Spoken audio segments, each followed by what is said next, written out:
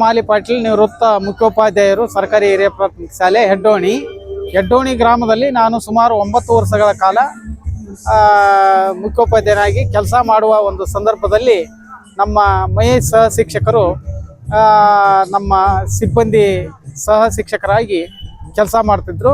ಆದರೆ ಅವರು ಒಳ್ಳೆಯ ಒಂದು ಶಿಕ್ಷಕರು. ಶಿಕ್ಷಣದ ಒಂದು ಪ್ರಗತಿಗಾಗಿ ಇನ್ನತ್ರ ಅನೇಕ ಕಾರ್ಯಕ್ರಮಗಳನ್ನು ಶೈಕ್ಷಣಿಕ ಪ್ರಗತಿಗಾಗಿ ಶ್ರಮ ವಹಿಸಿದಂಥವ್ರು. ಅವರ ಒಂದು ಶೈಕ್ಷಣಿಕ ಪ್ರಗತಿ ಮಾಡಿದ್ದಕ್ಕಾಗಿ ಈ ಗ್ರಾಮದ ಜನತೆ ಅವರನ್ನು ಅತಿ ಆತ್ಮೀಯದಿಂದ ಒಂದು ಅದ್ದೂರಿಯಿಂದ ಮೆರವಣಿಗೆ ಮುಖಾಂತರ ಅನೇಕ ಕಾರ್ಯಕ್ರಮಗಳ ಡೊಳ್ಳು ಭಜನೆ ಕೋಲಾಟದ ಹೆಜ್ಜೆಯ ಮುಖಾಂತರ ಅವರನ್ನು ಬೀಳ್ಕೊಡುವ ಸಮಾರಂಭ ಇಟ್ಕೊಂಡಾರ. ಅವರ ಅಭಿಮಾನಿಗಳ ಸಂಖ್ಯೆ ಬಹಳ.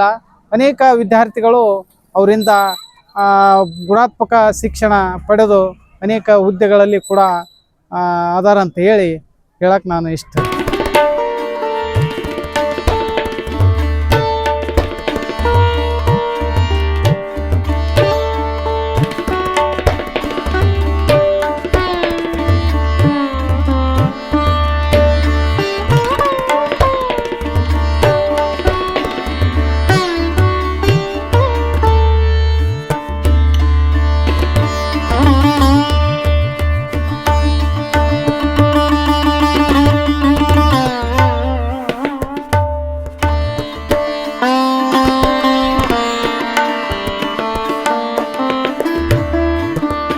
ಒಳ್ಳೆಯವ್ರ ಮತ್ತೆ ಒಳ್ಳೆಯವ್ರು ಅನ್ಬೇಕು. ಓದ್ತಾರ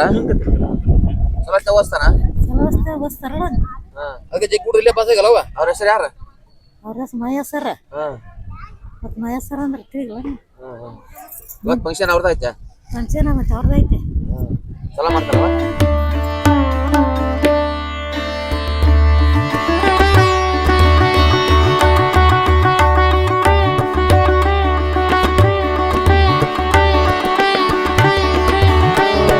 ಮಹೇಶ್ ಗುರುಗಳು ಅದಾರಲ್ಲ, 18 ವರ್ಷದಿಂದ ಸೇವೆ ಸಲ್ಲಿಸಿದ್ದೆ. ಅದೇ ಅತ್ಯುತ್ತಮ ಸಲ್ಲಿಸಿದ್ದೆ. ಅದರಂತಾಗ ಅಲ್ಲಿ ನೋಡಿ ಇನ್ನೊಬ್ಬರು ಶಿಕ್ಷಕರನ್ನು ವೃತ್ತಿ ಅಳವಡಿಸಬೇಕು. ಅಂದ್ರೆ ಒಂದು ಪರಶುರಾಮ ಆಯ್ತು, ಅವರಾಯ್ತು, 3-4 ಜನ ಚೆನ್ನಾಗಿರ್ತಿತ್ತು.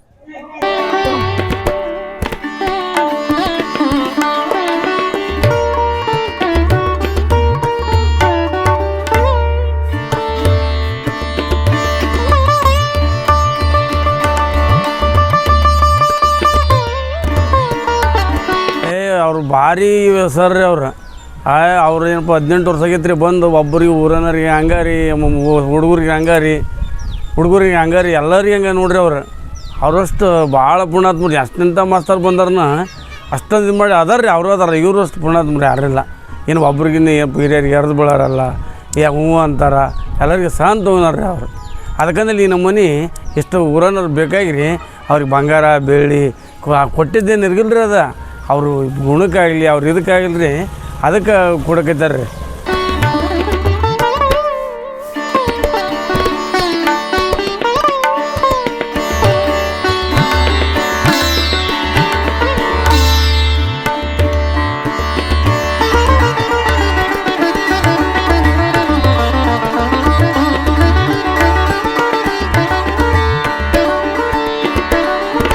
ಅವ್ರ ಕೈ ಮೇಲೆ ಎಲ್ಲ ಆಗ್ಯಾವ್ರಿ ಕೆಲಸ.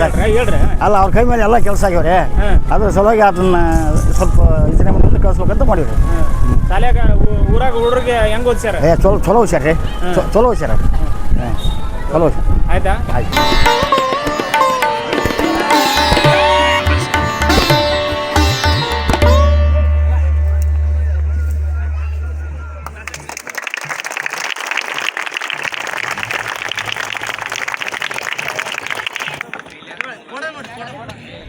ನಮಸ್ಕಾರ. ನಮ್ಮ ಹೆಸರು ಮರಿಯಪ್ಪ ಹುಗ್ಗಿ ಅಂತ. ನಾವು ಕೂಡ ಪ್ರೌಢಶಾಲಾ ಶಿಕ್ಷಕರು. ಈ ಟಿ ಮಹೇಶ್ ಗುರುಗಳು ನಮಗೆ 2007ನೇ ಇಸ್ವಿಯಿಂದಲೂ ಪರಿಚಯ. ನಾವು ಇನ್ನೂ ಆವಾಗ ಡಿಗ್ರಿ ಓದ್ತಾ ಇದ್ವಿ. ಆವಾಗ ಅವರು 2007ರಲ್ಲಿ ಆಶ್ರಮ ಶಾಲೆಯಲ್ಲಿ ಶಿಕ್ಷಕರಾಗಿ ಬಂದು ಸೇವೆಗೆ ಸೇರಿಕೊಂಡರು. ಅಲ್ಲಿ ಅವರು ಸುಮಾರು 6 ವರ್ಷಗಳ ಕಾಲ ಅತ್ಯುತ್ತಮವಾಗಿ ಮಕ್ಕಳ ಮನಸ್ಸು ಗೆಲ್ಲುವಂತೆ ಶಿಕ್ಷಣವನ್ನು ನೀಡಿ ಕಾರಣಾಂತರಗಳಿಂದ ಅವರು ಸರ್ಕಾರಿ ಹಿರಿಯ ಪ್ರಾಥಮಿಕ ಶಾಲೆಗೆ ವರ್ಗಾವಣೆ ತೆಗೆದುಕೊಂಡು ಇಲ್ಲಿ ಸುಮಾರು 12 ವರ್ಷಗಳ ಕಾಲ ಶಿಕ್ಷಕರಾಗಿ ಪ್ರಭಾರಿ ಮುಖ್ಯ ಗುರುಗಳಾಗಿ ಸೇವೆಯನ್ನು ಸಲ್ಲಿಸಿದ್ದಾರೆ. ಅವರು ಅತ್ಯಂತ ಕರ್ತವ್ಯನಿಷ್ಠೆ, ಪ್ರಾಮಾಣಿಕ, ಸರಳ ವ್ಯಕ್ತಿ. ಯಾಕಂದ್ರೆ ಅವರು ಈ ಊರಿಗೆ ಬಂದಾಗಲಿಂದ ಅವರಿಗೆ ನಾವು ಸ್ನೇಹಿತರಾಗಿದ್ದೇವೆ. ಅವರಲ್ಲಿರ್ತಕ್ಕಂಥ ತಾಳ್ಮೆ, ಸಹನೆ, ವಿದ್ಯಾರ್ಥಿಗಳ ಮೇಲೆ ಇರ್ತಕ್ಕಂಥ ಕಾಳಜಿ, ಅದನ್ನು ನೋಡಿ ಕೂಡ ನಾವು ಕಲ್ತ್ಕೊಂಡಿದ್ದೇವೆ. ಅದರ ಜೊತೆಗೆ ನಾವು ಕೂಡ ಮಹೇಶ್ ಸರ್ ಅವರ ಒಂದು ವ್ಯಕ್ತಿತ್ವವನ್ನು ರೂಢಿಸಿಕೊಂಡು ಮಕ್ಕಳಲ್ಲಿ ಇರ್ತಕ್ಕಂಥ ಪ್ರತಿಭೆಯನ್ನು ಗುರುತಿಸಿ ಇವತ್ತು ಅವರು ಏನು ಮಾಡ್ಯಾರ, ನಮ್ಮ ಸರ್ಕಾರಿ ಹಿರಿಯ ಪ್ರಾಥಮಿಕ ಶಾಲೆ ಎಡ್ಡೋಣಿಯನ್ನು ರಾಜ್ಯ ಮಟ್ಟದಲ್ಲಿ ಹೆಸರಿಸುವಂತೆ ಅವರು ಮಕ್ಕಳನ್ನು ಪ್ರೇರೇಪಿಸಿದ್ದಾರೆ. ಅದರ ಜೊತೆಗೆ ಅವರು ಇನ್ನೊಂದು ಮಾಡಿರುವ ಮುಖ್ಯ ಕಾರ್ಯ ಏನಂತ ಹೇಳಿದ್ರೆ, ಸರ್ಕಾರಿ ಹಿರಿಯ ಪ್ರಾಥಮಿಕ ಶಾಲೆಗೆ ಈ ಒಸಾಟ ಕಂಪನಿಯಿಂದ ಸುಮಾರು 3 ಬಿಲ್ಡಿಂಗ್ಗಳನ್ನು ಅತ್ಯಂತ ಶ್ರಮವಹಿಸಿ ಅವರು ವರ್ಗಾವಣೆಯಾಗಿ ಹೋದರೂ ಕೂಡ ಈ ಶಾಲೆಗೆ ಇದೇ ಶಾಲೆಯ ಶಿಕ್ಷಕ ಏನು ಅನ್ನುವಂತೆ ಅವರು ಕೆಲಸ ಮಾಡಿ ಹಠವನ್ನು ಸಾಧಿಸಿ ಆ ಒಂದು ಕೆಲಸವನ್ನು ಪೂರ್ತಿಗೊಳಿಸಿದ್ದಾರೆ. ಹಾಗಾಗಿ ಅವರಿಗೆ ನಾವು ಗೌರವಪೂರ್ವಕವಾಗಿ ಇವತ್ತಿನ ದಿವಸ ನಮ್ಮ ಊರಿನಲ್ಲಿ ಎಲ್ಲ ಎಡ್ಡೋಣಿ ಗ್ರಾಮದ ಗುರು ಹಿರಿಯರ ಸಹಕಾರದೊಂದಿಗೆ ಮತ್ತು ಹಳೆಯ ವಿದ್ಯಾರ್ಥಿಗಳ ಸಂಘಟನೆಯೊಂದಿಗೆ ಮತ್ತು ಪ್ರಾಥಮಿಕ ಶಾಲೆಯ ಶಿಕ್ಷಕ ಸಿಬ್ಬಂದಿಯೊಂದಿಗೆ ಅವರಿಗೆ ಆತ್ಮೀಯವಾಗಿ ಮತ್ತು ಸಂತೋಷವಾಗಿ ಇವತ್ತಿನ ದಿನ ನಾವು ಅವರಿಗೆ ಬೀಳ್ಕೊಡ್ತಾ ಇದ್ದೇವೆ. ಧನ್ಯವಾದಗಳು.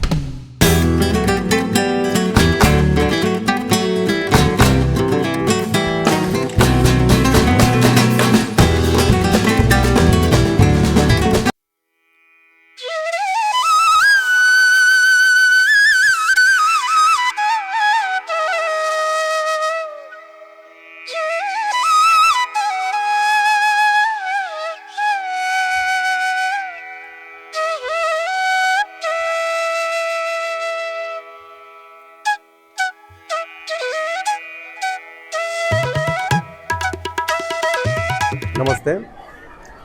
ನಾವು ಇವತ್ತು ಶ್ರೀ ಮಹೇಶ್ ಟಿ ಗುರುಗಳ ಒಂದು ಬೀಳ್ಕೊಡುವ ಸಮಾರಂಭಕ್ಕೆ ಈ ಎಲ್ಲ ಊರಿನ ಗ್ರಾಮಸ್ಥರು, ಇಲ್ಲಿನ ಶಿಕ್ಷಕರು, ಅತಿಥಿ ಶಿಕ್ಷಕರಾಗಿರ್ಬೋದು, ಎಲ್ಲ ಹಳೆಯ ವಿದ್ಯಾರ್ಥಿಗಳಾಗಿರ್ಬೋದು, ಪ್ರಸ್ತುತ ಕಲಿಯುತ್ತಿರುವಂಥ ವಿದ್ಯಾರ್ಥಿಗಳಾಗಿರ್ಬೋದು, ಎಲ್ಲರೂ ಸಹಿತ ಈ ಒಂದು ಅಭೂತಪೂರ್ವವಾದಂಥ ಒಂದು ಕಾರ್ಯಕ್ರಮಕ್ಕೆ ಸಾಕ್ಷಿಯಾಗಿದ್ದೇವೆ. ಮಹೇಶ್ ಸರ್ ನಾನು ಜೊತೆಯಾಗೆ ಈ ಒಂದು ವೃತ್ತಿಗೆ ಬಂದವರು. ಮಹೇಶ 24/7/2007 ಜಾಯ್ನ್ ಆದರೆ ನಾನು ಸಹಿತ 18/7/2007 ಒಂದೇ ಶಾಲೆ ಅಂದರೆ ಆಶ್ರಮ ಶಾಲೆ ಎಡ್ಡೋಣಿಯಲ್ಲೇ ಅಂತಂದರೆ ನಮ್ಮಿಬ್ಬರು ವೃತ್ತಿ ಪ್ರಾರಂಭ ಆದದ್ದು. ಭಾಳ ಸೌಮ್ಯ ಸ್ವಭಾವದ ವ್ಯಕ್ತಿ ನಮ್ಮ ಮಹೇಶ್ ಸರ್. ನಾನು ಅವರು 2007ರಿಂದನೇ ಏನಪ್ಪಂದ್ರೆ ಪರಿಚಯ. ಇಬ್ಬರು ಅವಾಗ ಅಷ್ಟು ಆತ್ಮೀಯತೆ ಏನೋ ನಮ್ಮಲ್ಲಿ ಇರಲಿಲ್ಲ.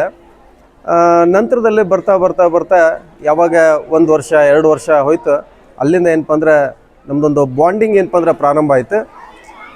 ಇಲ್ಲೇ ಮಹೇಶ್ ಸರ್ ಸ್ಟಾರ್ಟಿಂಗ್ ಒಳಗೆ ಅವರು ಒಟ್ಟು ಆಶ್ರಮ ಶಾಲೆ ಬಿಟ್ಟು ಎಲ್ಲೂ ಹೊರಗೆ ಬರ್ತಿರ್ಲಿಲ್ಲ. ಏನಪ್ಪ ಅಂದ್ರೆ ಹೊರಗೆ ಕರ್ಕೊಂಬರ್ತಿದ್ವಿ. ಬರ್ರಿ ಅಲ್ಲೇನೋ ಫಂಕ್ಷನ್ ಐತಿ, ಇಲ್ಲಿ ಫಂಕ್ಷನ್ ಐತಿ ಅಂತ ಕರ್ಕೊಂಬಂದ್ರು ಸಹಿತ ಇಲ್ಲ ಸರ್, ನಾ ಇಲ್ಲೇ ಊಟ ಮಾಡಿ ಇಲ್ಲೇ ಮಕ್ಕಂತೀನಿ, ಮಕ್ಳು ಇರ್ಬೇಕು, ಶಾಲೆ ಇರ್ಬೇಕು, ಶಾಲೆ ಒಳಗೆ ಟೀಚರ್ನೂ ಹೌದು, ವಾರ್ಡನ್ನು ಹೌದು. ಅಂಥ ಒಂದು ವೃತ್ತಿಯನ್ನು ಸುಮಾರು 6 ವರ್ಷ ಅವರು ಅಲ್ಲೇ ನಿಭಾಯಿಸಿದ್ರು. ನಾನು ಮನೆಯಿಂದ ಅಪ್ ಆ್ಯಂಡ್ ಡೌನ್ ಮಾಡ್ತಿರೋದ್ರಿಂದ ಸ್ವಲ್ಪ ಅಲ್ಲೇ ಅವರು ಸಾಯಂಕಾಲದ ಸಮಯ ಅವ್ರ ಜೊತೆ ಕಳೆದದ್ದು ಕಡಿಮೆ. ಏನಪ್ಪ ಅಂದ್ರೆ ನಾವು ಜಾಯ್ನ್ ಆಗಿ ಅವರು ನಮ್ಮ ಕಡೆ ಏನೋ ಒಂದು ಪ್ರವೃತ್ತಿ ಬೆಳೆದ್ಬಿಟ್ಟಿತ್ತು. ಇಬ್ಬರದು ಸಹಿತ ಸ್ವಭಾವ ಒಂದೇ ಆಗಿಬಿಟ್ಟಿತ್ತು. ಹೆಂಗೆ ಸ್ವಭಾವ ಒಂದಾಗಿತ್ತು ಅಂತಂದರೆ, ಯಾವುದೋ ಒಂದು ಕೆಲಸ ಮಾಡ್ಬೇಕಂತಂದರೆ ಮಾಡ್ಬೇಕಷ್ಟೇ, ಮಾಡ್ಬೇಕು. ಯಾರು ಸಪೋರ್ಟ್ ಇರ್ತೋ ಬಿಡ್ತೋ ಗೊತ್ತಿಲ್ಲ, ನಮ್ಗೆ ಆ ಒಂದು ಕೆಲಸ ಒಳ್ಳೇದು ಅನ್ಸೈತಿ, ಮಕ್ಕಳ ಪರವಾಗೈತಿ, ಮಕ್ಕಳು ವಿದ್ಯಾಭ್ಯಾಸಕ್ಕೆ ಶೈಕ್ಷಣಿಕವಾಗಿ ಮಕ್ಕಳು ಕಲಿತಾರೆ, ಮಾಡ್ತಾರೆ, ಮುಂದೆ ಬೆಳೀತಾರೆ, ಅವ್ರಿಗೆ ಒಂದು ಒಳ್ಳೆ ನೈಜವಾದಂಥ ಮೂರ್ತವಾದಂಥ ಒಂದು ಶಿಕ್ಷಣ ನಮ್ಮ ಕಡೆಯಿಂದ ಕೊಡೋಕೆ ಆಗಕತ್ತೈತಿ ಅಂತಂದರೆ ಡೆಫಿನೆಟ್ಲಿ ಮುಂದುವರಿಯೋಣ ಅನ್ನುವಂಥ ಒಂದು ವಿಚಾರದ ಆಧಾರದ ಮೇಲೆ ನಾವು ಶೈಕ್ಷಣಿಕ ಪ್ರವಾಸ ಕೇವಲ 1ರಿಂದ 5ನೇ ತನ ಮಕ್ಕಳಿದ್ರೂ ಸಹಿತ ಶೈಕ್ಷಣಿಕ ಪ್ರವಾಸ 3 ದಿವಸ ಮಾಡ್ತಿದ್ವಿ. ನಾವು ಕರ್ಕೊಂಡು ಹೋದಂಥ ಡ್ರೈವರ್ ಅವರೆಲ್ಲ ಏನಪ್ಪ ನಗ್ತಿದ್ರಿ, ಇಂತಿಂಥ ಸಣ್ಣ ಮಕ್ಕಳನ್ನ ಕರ್ಕೊಂಡು ನೀವು ಮುರುಡೇಶ್ವರ ತೋರಿಸ್ತೀರಿ ಮತ್ತು ಧರ್ಮಸ್ಥಳ ತೋರಿಸ್ತೀರಿ ಅಂಥೇಳಿ ಎಲ್ಲ ನಗವ್ರು. ಆದರೂ ಅದೇನೋ ಒಂದು ಛಲ ಹುಟ್ಟುಬಿಟ್ಟಿತ್ತು. ಅವ್ರಿಗೆ ಸಪೋರ್ಟಿವ್ ಆಗಿ ನನಗೆ ಸಪೋರ್ಟಿವ್ ಆಗಿ ಅವರು ಒಂದು ಒಳ್ಳೆ ಒಂದು ಬಾಂಧವ್ಯ ಇತ್ತು.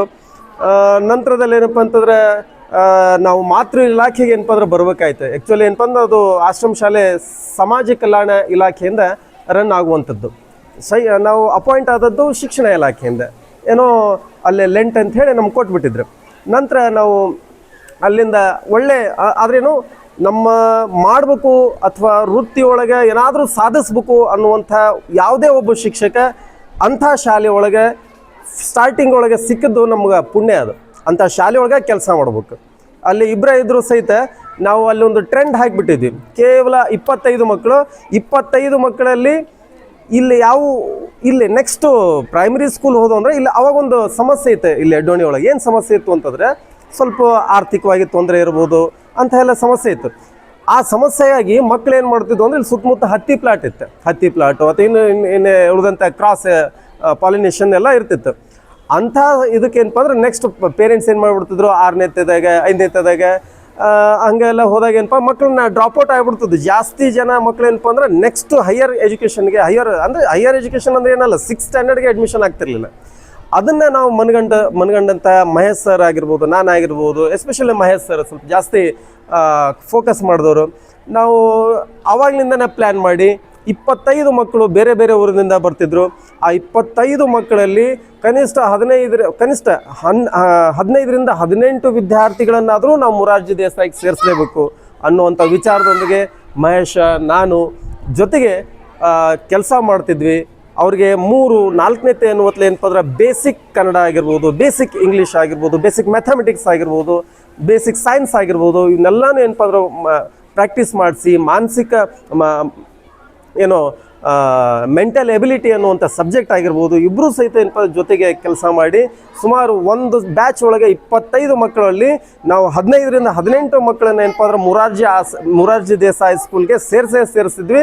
ಇವತ್ತು ಅದೇ ಮಕ್ಕಳು ಏನಪ್ಪ ಅಂತಂದರೆ ಇವತ್ತು ಎಡ್ಡೋಣಿ ಒಳಗೆ degree, PG, BSc nursing, B.Ed ಅಂತ ಕೋರ್ಸ್ಗಳನ್ನು ಏನಪ್ಪ ಅಂದ್ರೆ ಸೇರ್ಕೊಂಡಾರ ಅನ್ನೋದಕ್ಕೆ ನನಗೆ ಭಾಳ ಹೆಮ್ಮೆ ಅನಿಸುತ್ತೆ.